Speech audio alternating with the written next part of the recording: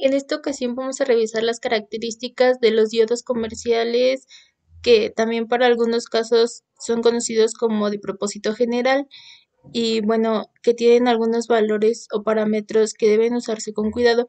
¿Qué es lo que sabemos de los diodos de propósito general? Bueno, estos son un dispositivo electrónico de semiconductores de dos terminales ánodo de la parte de la flecha y cátodo de la parte de la línea vertical.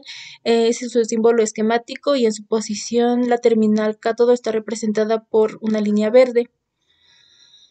Una de sus aplicaciones más comunes es que se usa como interruptor electrónico dejando o no pasar corriente eléctrica.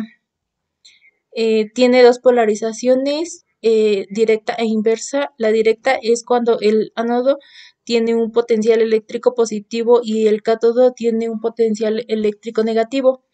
La inversa, por lo contrario, potencial eléctrico positivo está en el cátodo y el potencial eléctrico negativo está en el ánodo. También sabemos que conduce corriente, aquí en paréntesis le ponemos útil porque es la que se crea en el circuito cuando se tiene polarización directa. Esto se logra cuando se ha aplicado un voltaje em, activo hacia nuestras terminales, que también se conoce como voltaje activo o voltaje umbral. Cuando se incrementa el voltaje, el diodo no conduce corriente, pero si se incrementa mucho, entonces el diodo se va a destruir. Esto hace referencia a que este tiende a descomponerse. ¿Qué hay de las polarizaciones? Bueno, en la parte derecha de la parte superior, el ánodo está conectado a la parte positiva del diodo de la fuente, por lo tanto, el diodo está en polarización directa. En resumen, el voltaje de encendido, de activación o del umbral que requiere un diodo comercial de silicio es de aproximadamente 0.7 volts. Es decir, a partir de ahí el diodo permite conducir corriente cuando se cierra el circuito. Y bueno, esa corriente, como dice en la segunda parte de abajo, depende del valor de la carga. Por supuesto, la carga que va a demandar la corriente, ya que el diodo funciona solamente como un medio, pero también el diodo tiene una limitación que es su construcción, por lo tanto, el nivel de corriente que el diodo permite pasar depende mucho del modelo. Para el caso de la polarización inversa que tenemos en el lado derecho, en la parte superior vemos como el cátodo está en la terminal positiva de la fuente y por lo tanto este diodo automáticamente lo vamos a tener en inversa. Ahora la carga la tenemos como un foco o bombilla y entonces tenemos como resumen que la polarización inversa, bueno, en ese caso el voltaje que se aplica puede ser grande.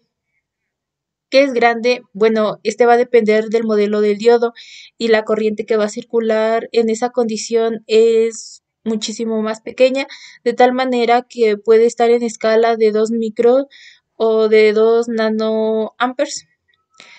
Bueno, finalmente, cuando se llega a un voltaje límite en esa polarización, porque se está incrementando, en la fuente fija, que pudiera ser una fuente variable, de igual manera puede incrementar el voltaje aplicado a estos elementos. Bueno, pues ese voltaje que se ve reflejado en las terminales del diodo cuando se llega a ese valor límite que depende del modelo del diodo y que se conoce como voltaje de ruptura, va a permitir que circule esta corriente a través de las terminales del diodo aún estando en inversa, pero ese nivel de corriente es temporal.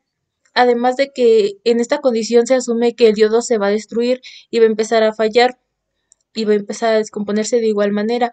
Ahora hablamos de tipos o modelos de diodos. En la parte de la tabla tenemos una hoja de especificaciones que se conoce en inglés como datasheet de este fabricante para diodos comerciales o de propósito general. eh, en esta hoja de especificaciones se justifica los parámetros con los que se trabaja en los diodos de la serie 4001 hasta 4007.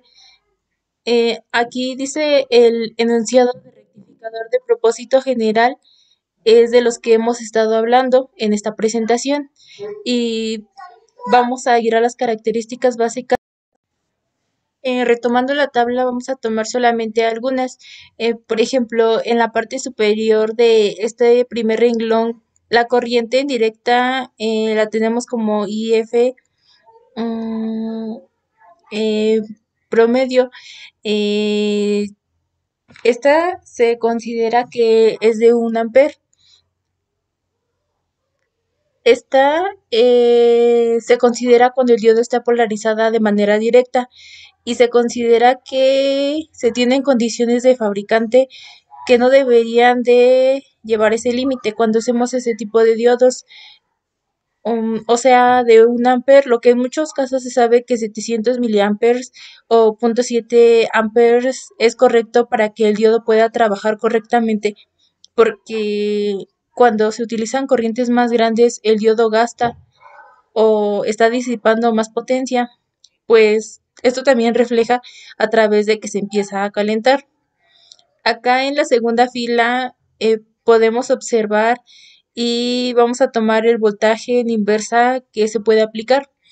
¿Por qué aparece en diferentes valores? Porque va a depender del modelo del diodo que estemos usando. Por ejemplo, en el caso de 50 volts es de 4001 o de 4007 que vamos a checar en la tabla.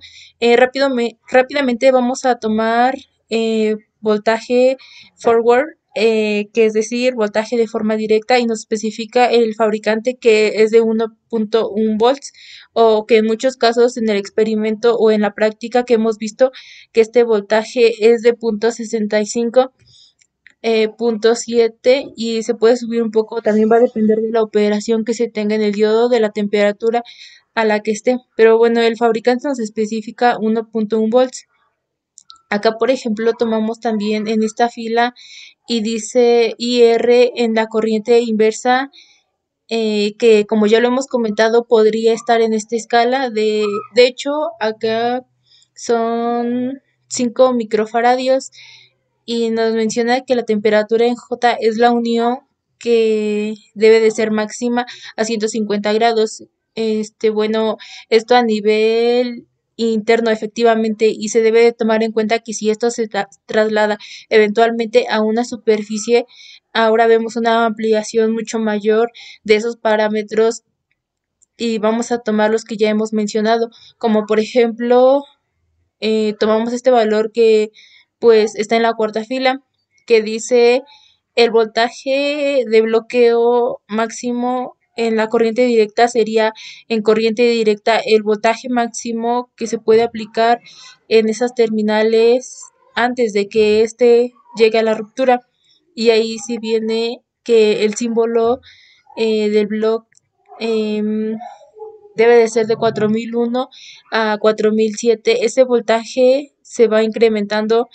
Esto quiere decir que si nosotros trabajamos, por ejemplo, en este caso con un voltaje en inversa de DC de 200 volts o 250, lo correcto sería usar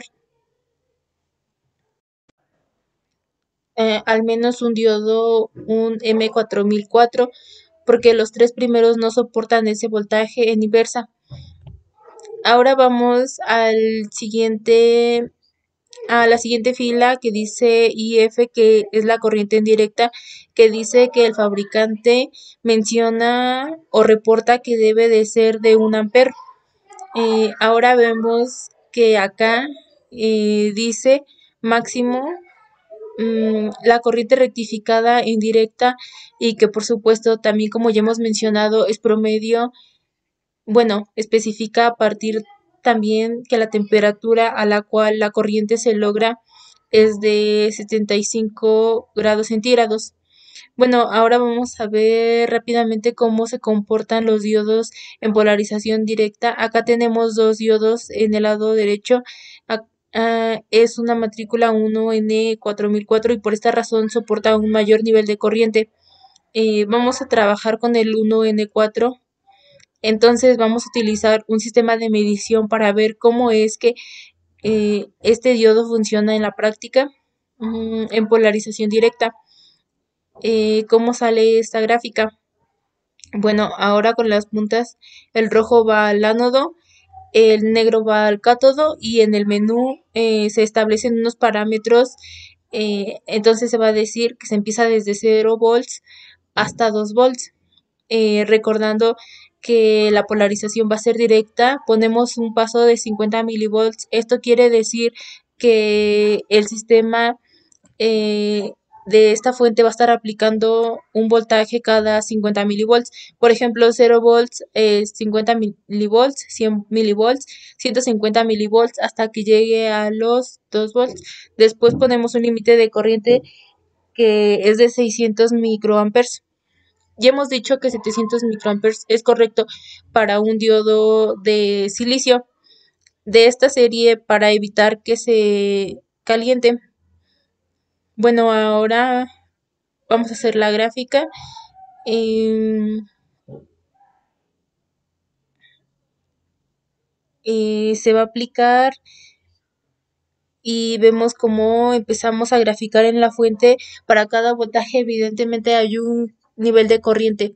Esta gráfica final vamos a tomar desde el cero, que es lo que corresponde a lo que estamos tratando de evaluar cuando se aplica un voltaje positivo, porque en esa polarización vemos que a partir de aquí el voltaje se aplica, pero no vemos una circulación de corriente a través del diodo importante hasta que se llega, como pueden ver, al voltaje umbral, que es precisamente a este codito de la gráfica o curva, donde vamos a poder darnos cuenta de que efectivamente empieza a incrementar la corriente o acá como los puntos 675 volts, que es lo que ya habíamos mencionado. Aunque en la hoja de especificaciones este diodo menciona que tiene un voltaje directo de 1.1 volts, acá podemos darnos cuenta de que a la hora de que se mide en este dispositivo se tiene un valor real de punto 675.